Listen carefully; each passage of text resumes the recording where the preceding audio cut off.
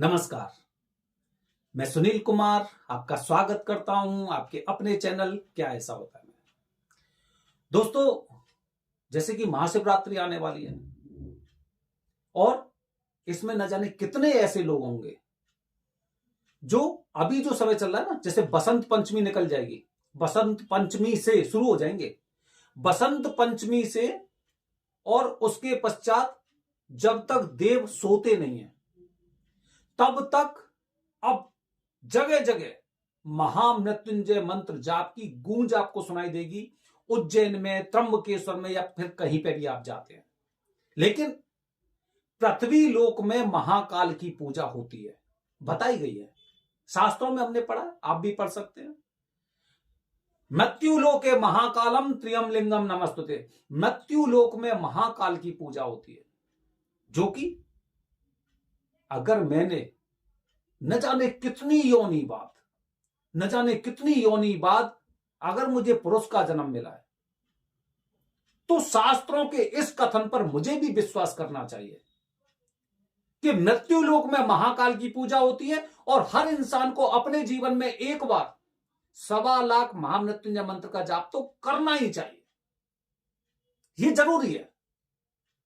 तो कौन कर सकता है? आज मैं अपनी वीडियो के माध्यम से बता रहा हूं कि 1.25 लाख महामृत्युंजय की जाप को कौन कौन कर सकते हैं। क्या कुछ कंडीशन है?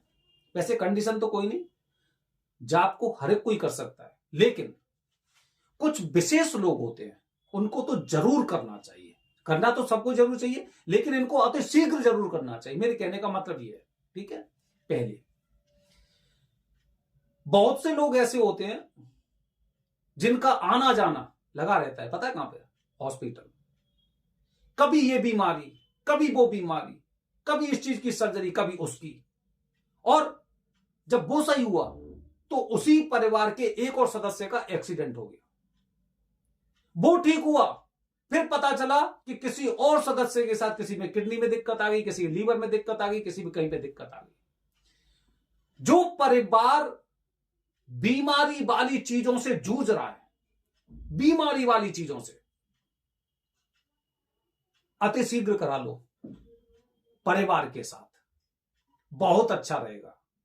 ये वो लोग हैं, क्योंकि ना जो भी चीज हो रही है वो इनके जीवन से संबंधित हो रही है। क्योंकि जो दुर्घटना हो रही है, बीमारी हो रही है, जब हॉस्पिटल जाता है ना, तो हम 100% नहीं कहते हम वापस वहां से लौट के आएंगे, 100% नहीं होता।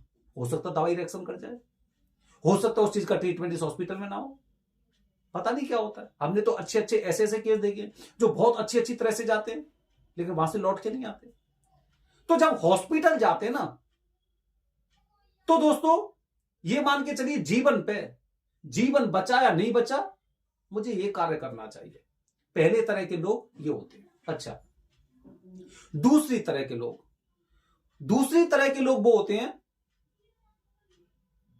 जो बच्चों की समस्या झेल रहे हैं। खासकर इनमें वो महिलाएं भी होती हैं, बच्चे नहीं हो रहे, कुछ ऐसी समस्या बनी हुई है कि बच्चे हो ही नहीं रहे, रिपोर्ट में कोई दिक्कत नहीं है, और जब होता है मिसकैरेज हो जाता है।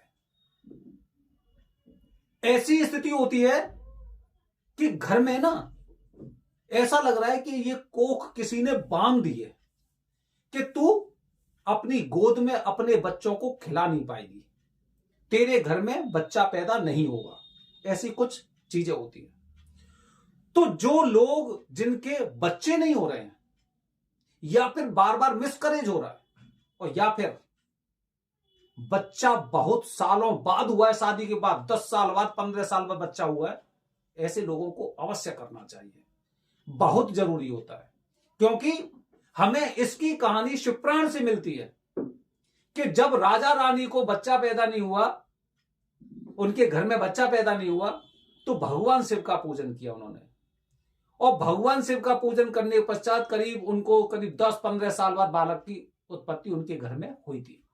तो हमने ऐसा जाना है कि जिन परिवारों में बच्चा नहीं हुआ है, या फिर बार बार मिसकैरेज हो जाता है, या फिर बहुत सालों बाद हो रहा है, उन्हें अवश्य करना चाहिए, क्योंकि आगे हो सकता है उनके मार्ग में कुछ समस्या हो। ठीक है, ये 2 तरह के लोग हैं। अच्छा, तीसरे तरह के लोग कौन से होते हैं? तीसरे तरह के लोग वो होते हैं जो बहुत परेशान रहते हैं। कैसे परेशान जानते हैं? इनको सपने में भी चैन नहीं मिलता है। इतने खतरनाक खतरनाक सपने आते हैं कि इनका दिन ना उन्हीं को सोचने में लगा रहता है, उन्हीं को सोचने में लगा रहता है कि पता नहीं कुछ अलग होने वाला है, कुछ अजीब होने वाला है। ऐसा लगता है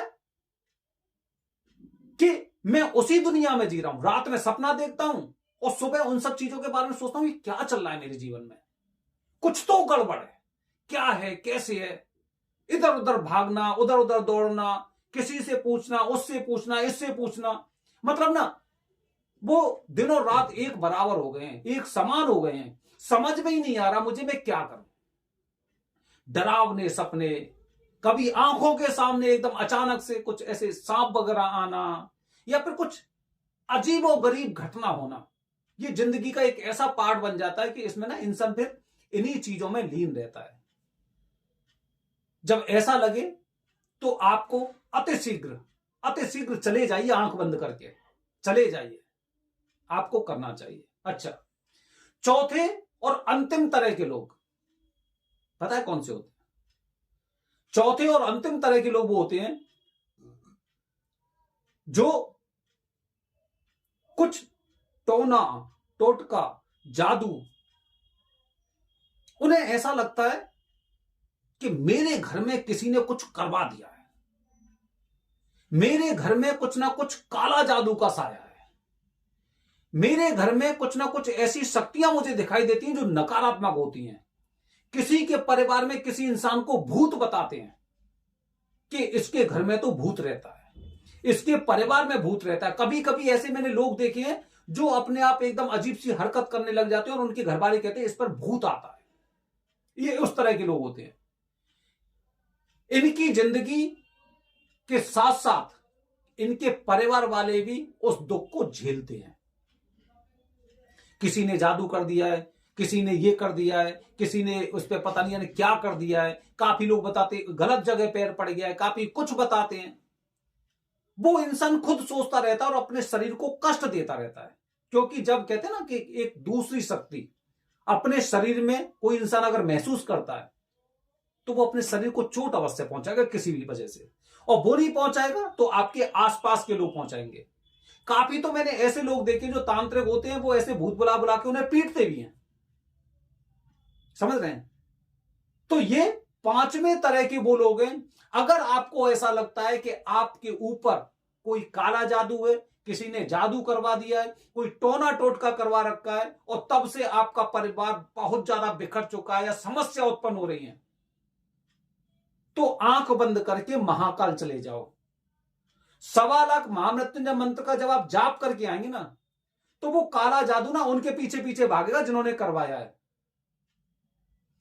तो दोस्तों, ये 4 तरह के लोग जो हैं बेहद महत्वपूर्ण हैं, जिनको अतिशीघ्र 1.25 लाख महामृत्युंजय मंत्र का जाप करा लेना चाहिए।